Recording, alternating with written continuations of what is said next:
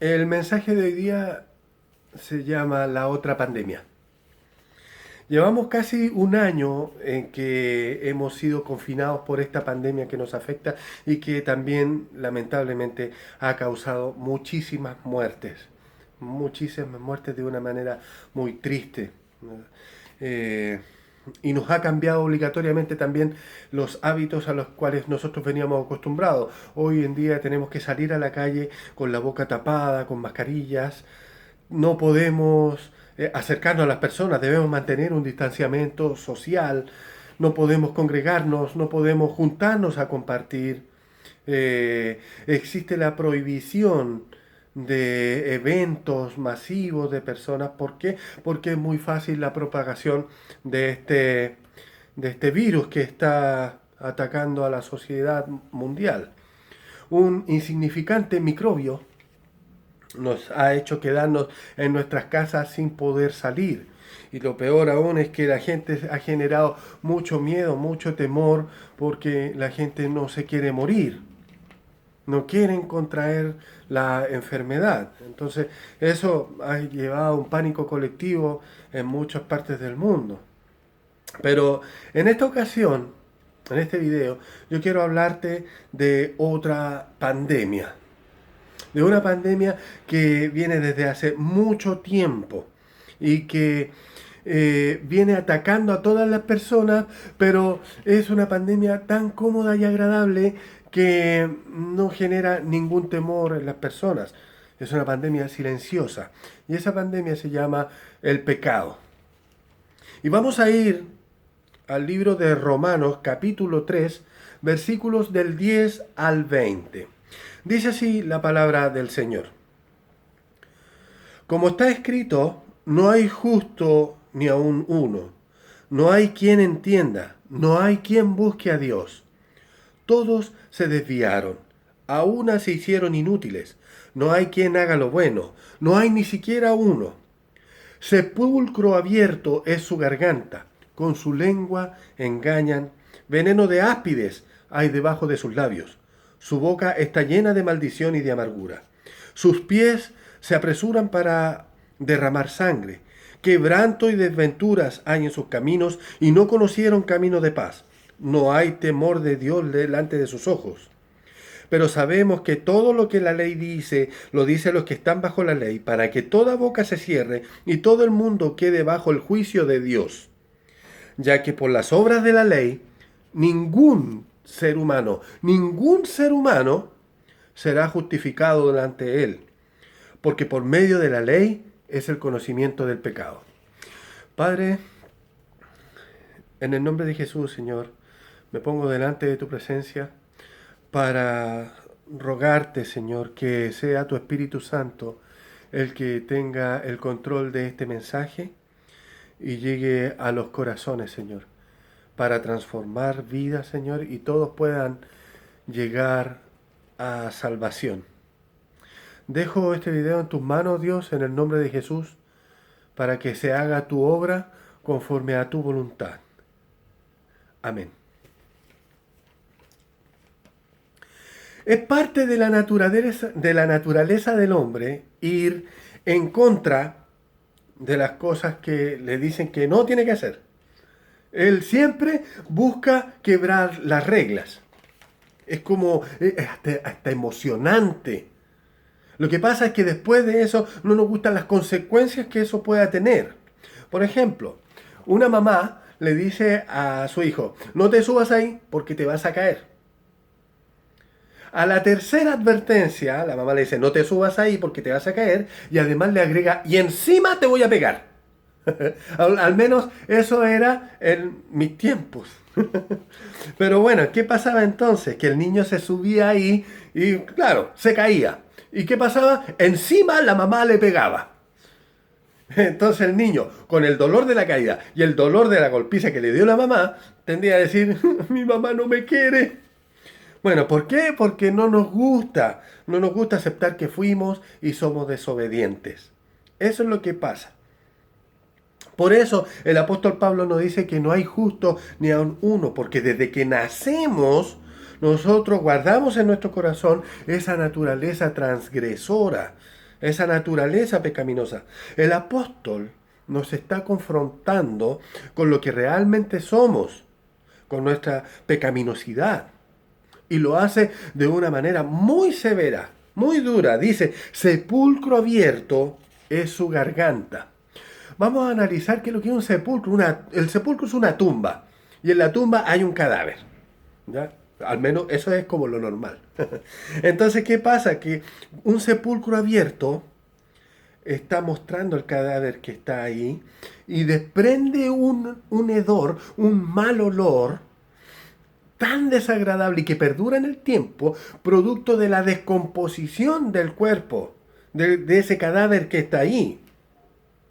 Entonces Pablo hace esta comparación para dar a entender lo que el pecado hace en nuestra vida, en nuestra alma. Y eso se viene viendo a lo largo de toda la historia, desde el Génesis hasta nuestros días, hasta hoy día mismo.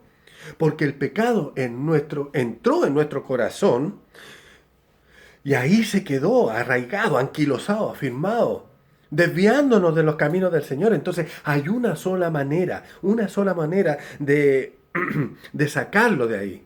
Y eso es creyendo en Jesucristo. Pero pasa que cuando nosotros decimos estas cosas, la gente detesta que le digan esto. A la gente no le gusta. Sino que le gusta que le digan todo lo contrario. Le gusta que por todo lo encuentren bueno. Ay, el hermano es bueno. Y hace cosas ¿para qué? Para que le reconozcan que el hombre es bueno.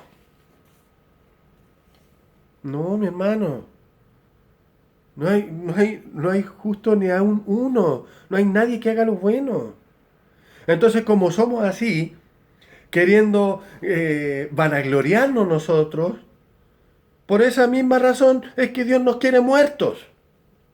Porque no le estamos dando la gloria a Él, sino que queremos nosotros sobresalir con las cosas que hacemos. Entonces, hagamos lo que hagamos, no vamos a conseguir nada delante de Dios. Porque nuestras obras no están al alcance de pagar la deuda que tenemos con Dios. La gente no se preocupa de eso porque la gente no quiere buscar de Dios. Dice el versículo 11 y 12, dice, no hay quien entienda, no hay quien busque a Dios, todos se desviaron, a unas se hicieron inútiles, no hay quien haga lo bueno, no hay ni siquiera uno. ¿A cuántas personas han considerado tan excelentes personas, pero aún así siguen siendo pecadores? La gente se ríe cuando nosotros hablamos estas cosas, la gente se burla de nosotros.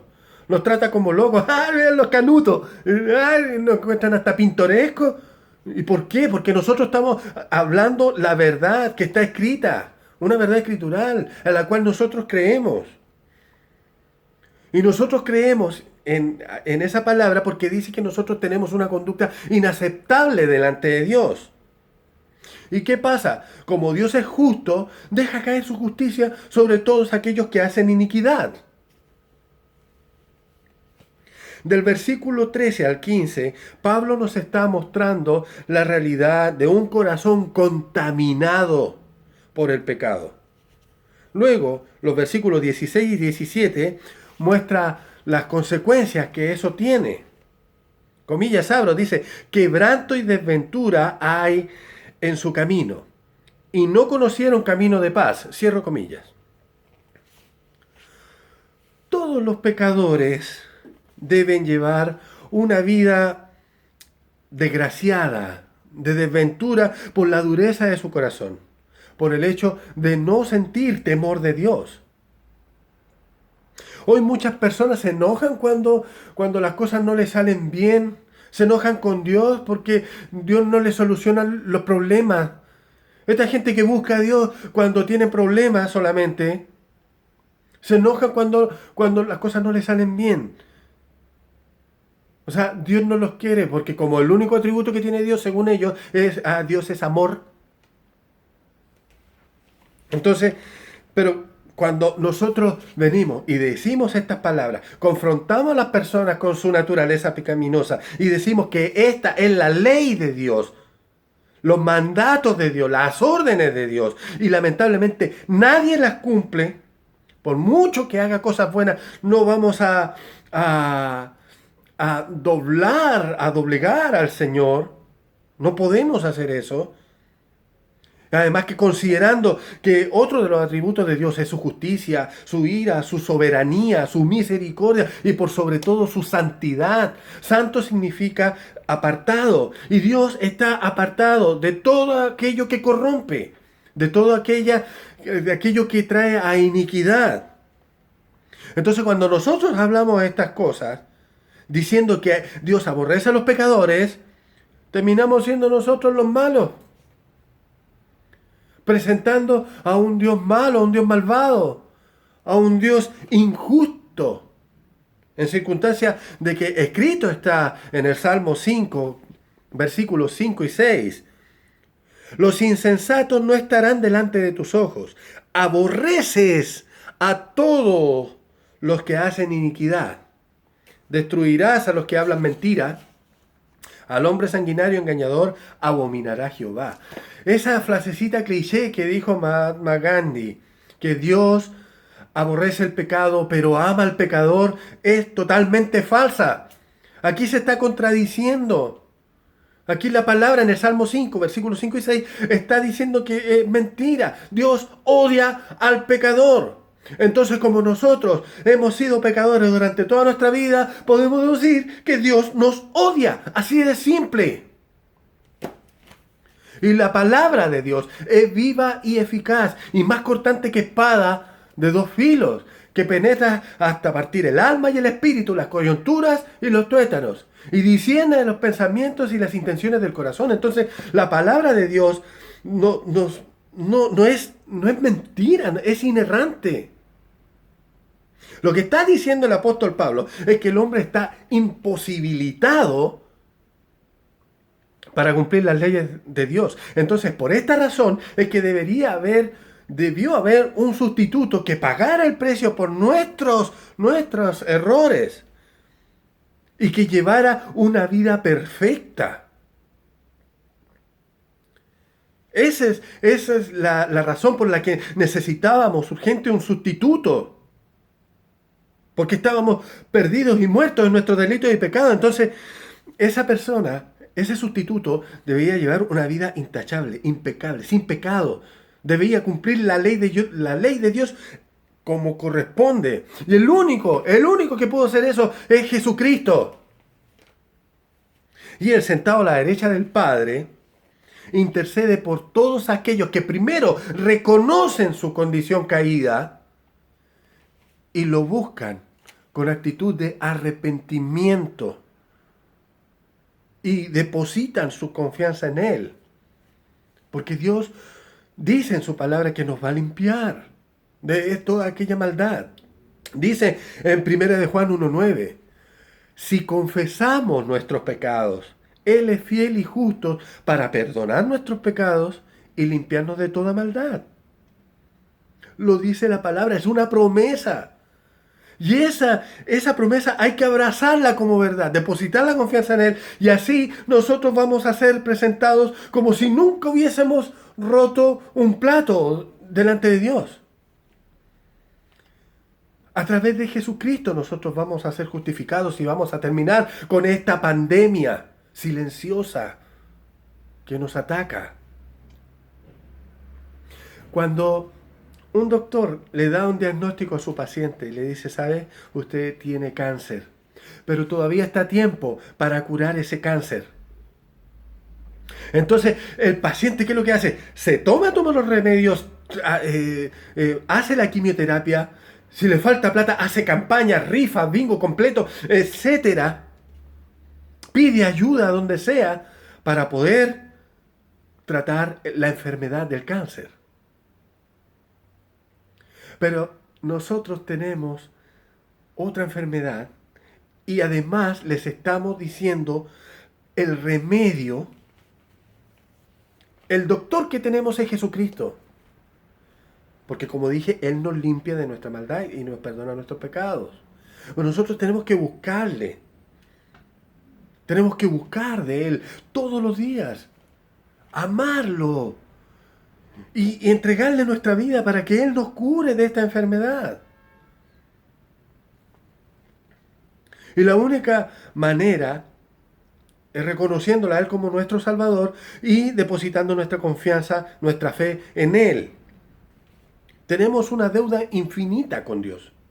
Y nosotros que nos vamos a morir a los 80, 100 años, quién sabe, tenemos un fin, nuestra vida tiene un fin.